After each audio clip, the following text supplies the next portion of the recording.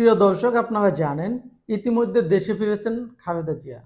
সঙ্গে আছেন তার দুই পুত্রবধূ তারেক রহমানের পত্নী জোবাইদা রহমান ও কোকো রহমানের পত্নী শর্মিলা রহমান।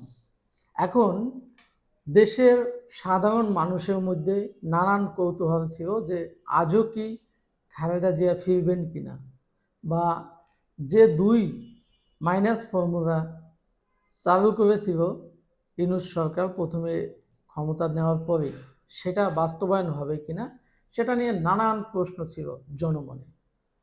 কিন্তু সব জল্পনা কল্পনার পরে খালেদা জিয়া দেশে আসবেন।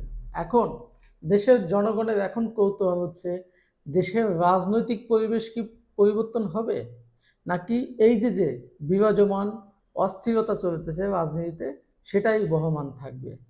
এটা দেশ ও জাতি প্রশ্ন। এখন বিষয়টা হচ্ছে যে, আরেকটা কথা হচ্ছে বলতে চাই, সেটা হচ্ছে তাহলে কি বিএনপির দায়িত্ব নিতে যাচ্ছেন জোবাইদা রহমান? কেননা আপনারা জানেন যে তারেক রহমানের নামে বর্তমানে কোনো মামলা নাই, তারপরেও কিন্তু তিনি বাংলাদেশে আসেন নাই। জোবাইদা রহমানের নামে একটি মামলা আছে এবং তিনি কিন্তু 3 বছরের সাজাপ্রাপ্ত আসামি।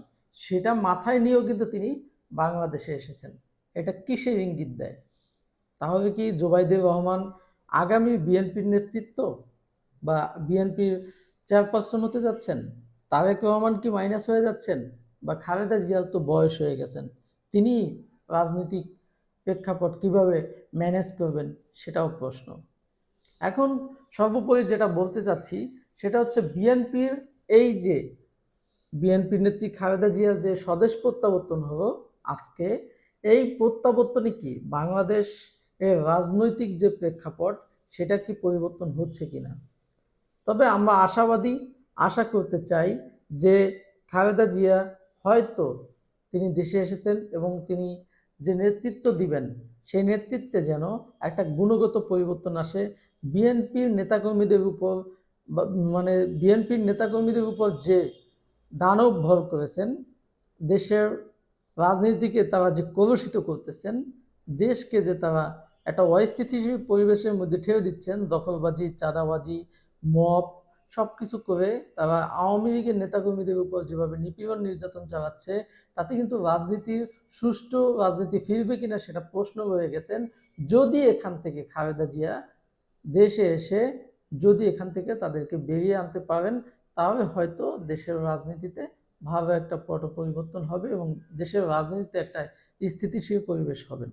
এখন বিএনপি যদি মনে করেন যে না, আওয়ামী লীগকে চিরতরেই মাইনাস করে দিবেন, তাহলে সেটা হবে বিএনপির জন্য বড় ভুল। তাহলে তাদেরকেই মাইনাস হয়ে যেতে হবে। আর দ্বিতীয় বিষয় হচ্ছে, তারা যখন আওয়ামী লীগকে নিয়ে ব্যস্ত থাকবেন, তখন ইউনূস সরকার তো তিনি অবৈধভাবে দেশ পরিচালনা করেই যাবেন। দীর্ঘ দেখা যায় 10 বছরেও তার কিছু হবে না। তিনি যদি থাকেন তাহলে তার গণতন্ত্র থাকবেন না, ইউনূস থাকলে কিন্তু গণতন্ত্র থাকবে না। এখন এই গণতন্ত্রে ফিরে আসতে হলে বিএনপির একটা ভূমিকা রাখতে হবে।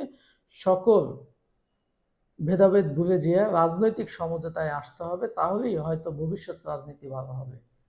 তো আমরা আশা করি হয়তো জোবাইদা রহমান তিনি বিএনপির নেতৃত্বে আসতেছেন এবং তিনি বিএনপির হাল ধরবেন, একটা গুণগত পরিবর্তন আনবেন। সবাই ভালো থাকুন, সুস্থ থাকুন। আল্লাহ হাফেজ।